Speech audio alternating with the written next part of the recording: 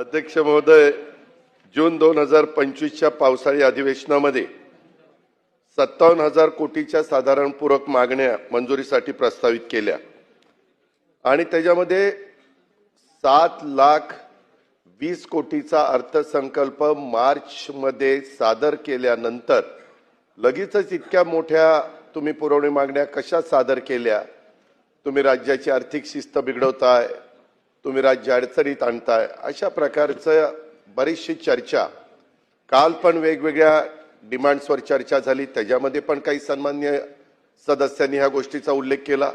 आज देखील सन्माननीय जयंतराव पाटील साहेब आणि काही इतर मान्यवरांनी देखील ह्या गोष्टीचा उल्लेख केला। पण मला या उत्तराच्या निमित्तानं, चर्चेच्या निमित्तानं सभागृहाला पण सांगायचं आहे आणि राज्याला पण सांगायचं आहे की त्यामध्ये 15वा वित्त आयोग आहे। त्या 15व्या वित्त आयोगाचा